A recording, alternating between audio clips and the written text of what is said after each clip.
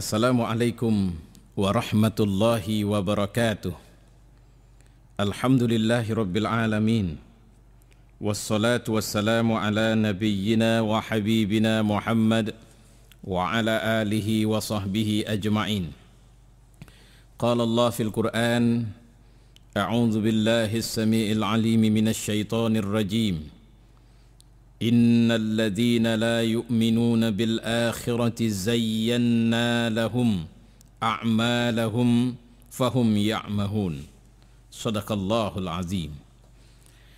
Kaum muslimin yang mulia, kemarin pembahasan kita sudah sampai untuk melihat masalah kedua yang menimpa umat Islam di seputar dakwah, du'fud dakwah. Ketika pertama kita menyoroti tentang kelemahan yang menimpa para duat itu sendiri. Yang kedua adalah kelemahan yang menimpa sistem penyajian kurikulum dakwah. Berapa banyak majelis taklim yang tidak mengenal mau diapain jamaahnya. Berapa banyak majelis taklim yang kebingungan untuk mengatur materi pelajaran seperti apa yang harusnya diajarkan kepada umat itu. Umat sedang butuh, umat sedang sakit hati, umat sedang memiliki penyakit dalam hati mereka, yang diajarin ternyata urusan mati. Urusan tentang bagaimana cara mengeluarkan harta. Umat masih malas sholat, yang diajarin tentang khusyuk sholat. Umat masih sedang ingin-inginnya usaha kerja mereka berlangsung optimal. Tapi yang diajarin malah bagaimana cara kita untuk menghadapi fitnah kubur. Kondisi-kondisi inilah yang sering sekali menyebabkan dakwah tidak memiliki kemampuan daya sentuh yang tinggi kepada masyarakat kita. Dakwah kehilangan orientasi sesungguhnya. Ketika akhirnya mad'u atau orang-orang yang didakwahi merasa dakwah itu sebagai sebuah siksaan waktu untuk mereka ketika mendengarkan ceramah ustadz di masjid atau di majelis taklim mereka. Lihatlah fenomena penyampaian khutbah Jumat di masyarakat kita.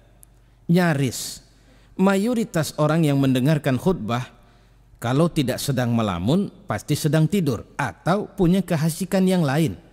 Sedikit sekali yang sebenarnya mendengarkan secara khusus apa yang disampaikan oleh para ustadz itu.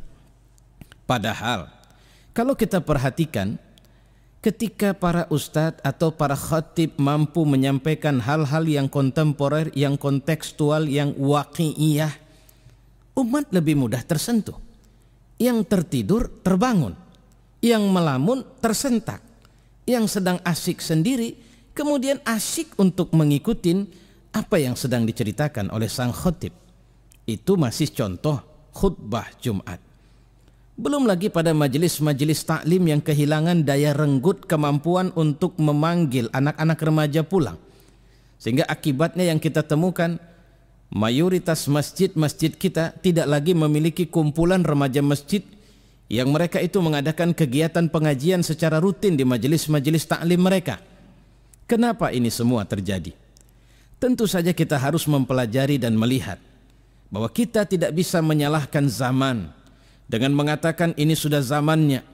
Masyarakat lebih mudah tersentuh dengan keyboard-keyboardan ketimbang dengar pengajian. Masyarakat lebih mudah khusyuk untuk mendengarkan acara televisi ketimbang kemudian mereka mendengarkan ustadz menyampaikan paparan kajian. Kita tidak boleh menyalahkan masyarakat. Karena persoalan penyajian itu persoalan metode. Persoalan penyajian itu persoalan kemampuan untuk menyajikan yang dimiliki oleh para duat. Di titik inilah para da'i seharusnya tidak boleh berhenti belajar. Para da'i seharusnya memiliki kemampuan untuk mengajarkan dan bahkan mengupgrade dirinya, untuk memiliki kemampuan yang menarik masyarakat mereka, yang membutuhkan, yang menampilkan perhatian khusus dari masyarakat mereka. Lihatlah berapa banyak di masyarakat kita muncul pelatihan-pelatihan yang materi kajiannya cuma biasa-biasa saja, tapi kena dikemas dengan sistem multimedia yang bagus, maka orang banyak datang. Bahkan ketika dia bisniskan, dia jual, misalnya, sekalipun itu dilakukan, kita menemukan orang masih juga berbondong-bondong untuk mendatangi pengajian seperti itu. Kenapa ini semua terjadi? Karena masyarakat kita sebenarnya membutuhkan apa yang bisa aku peroleh dari pengajian ini. Kalau aku duduk sekitar 2 jam di masjid mendengarkan ustadz ceramah, apa yang bisa nambah samaku? Apa yang bisa merubah aku? Saya tidak mau terjebak pada rutinitas yang monoton.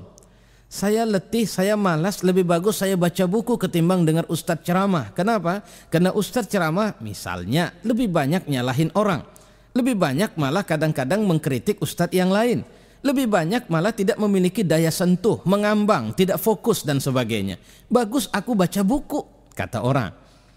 Jamaah kaum muslimin yang mulia, disinilah sebenarnya diperlukan kemampuan untuk menyusun kurikulum yang sesuai dengan target, kurikulum yang mengarah kepada fokus tujuan. Tahun ini pengajian mau kita apain ya? Ini lingkungan masyarakat kita kebanyakan mereka orang-orang yang masih malas sholat ke masjid. Maka Kenaziran Masjid memanggil Ustadz dengan sebuah agreement MOU, Pak Ustadz kami minta Ustadz ngajar sama kami setahun. Tapi target akhir kalau bisa gimana caranya kami dan Ustadz serta semua masyarakat bisa rajin masuk masjid. Tahun ini target kita alhamdulillah sudah tercapai. Masyarakat sudah lebih banyak masuk masjid, cuma wanita-wanita kita masih malas menutup aurat. Pak Ustadz kami akan buat MOU, kontrak perpanjangan pengajian. MOU-nya Pak Ustadz tolong bagaimana caranya dalam setahun jumlah anak-anak perempuan pakai jilbab lebih banyak di kampung kami daripada sekarang ini. Inilah yang saya maksud, bagaimana pengaturan kurikulum daripada tabligh atau dakwah kita lebih menyentuh. Insya Allah kita akan berbicara sisi lain kelemahan dakwah kita pada kesempatan yang mendatang. Wassalamualaikum warahmatullahi wabarakatuh.